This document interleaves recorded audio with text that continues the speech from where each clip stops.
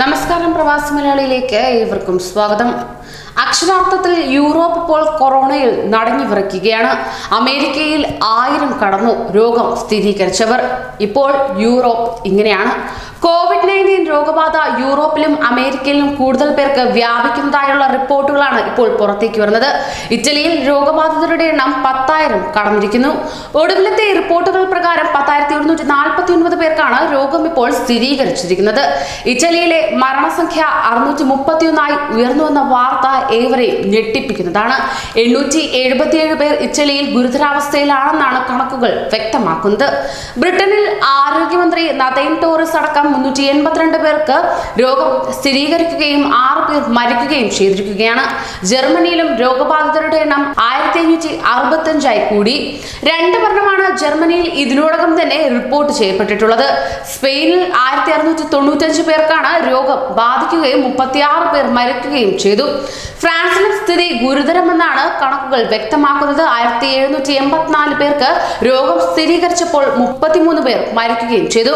നെതർലാൻഡിൽ 382 പേർക്ക് സ്ഥിരീകരിക്കുകയുണ്ടായി. 4 പേർ മരിച്ചതായുള്ള റിപ്പോർട്ടും പുറത്തുവന്നു. സ്കാൻഡിനേവിയൻ രാജ്യങ്ങളിലും രോഗബാധിതരുടെ എണ്ണം വർദ്ധിച്ചു വരികയാണ്. ഹംഗറി, ബോസ്നിയ എന്നിവിടങ്ങളിലും മരണം റിപ്പോർട്ട് ചെയ്യുകയും ചെയ്തു.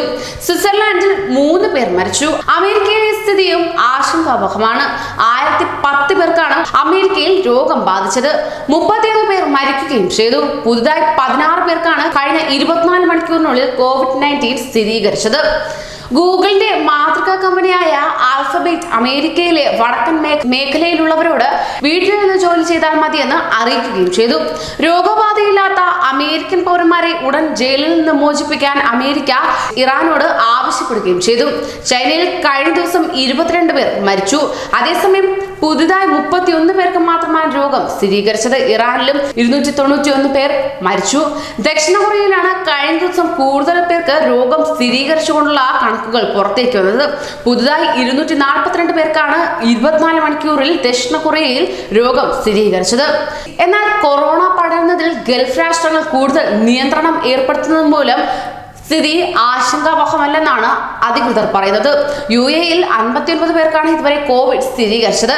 ഇതിൽ ദുബായ് ഇന്ത്യൻ സ്കൂൾ വിദ്യാർത്ഥിനിയടക്കം 4 ഇന്ത്യക്കാർ ഉൾപ്പെടുന്നു. ചികിത്സയിൽ കഴിയുന്ന ആരുടെയും നില ആശങ്കാജനകമല്ലെന്നാണ് റിപ്പോർട്ടുകൾ വ്യക്തമാക്കുന്നത്. രാജ്യത്ത് ജനുവരി 29-നാണ് കോവിഡ് ബാധ ആദ്യം കണ്ടെത്തിയത്. ചൈനയിലെ വുഹാനിൽ നിന്ന് വന്ന 4 പേരിനാണ് രോഗം സ്ഥിരീകരിച്ചത്. ജനുവരി 16-ന് UAEയിലെത്തിയ ഇവരെ രോഗലക്ഷണങ്ങളോടെ 23-ന് ആശുപത്രിയിൽ പ്രവേശിപ്പിച്ചു. 29 രോഗം സ്ഥിരീകരിക്കുകയും ചെയ്തു. കൂടുതൽ പ്രവാസി വാർത്തകൾക്കായി ഈ ചാനൽ സബ്സ്ക്രൈബ് ചെയ്യൂ.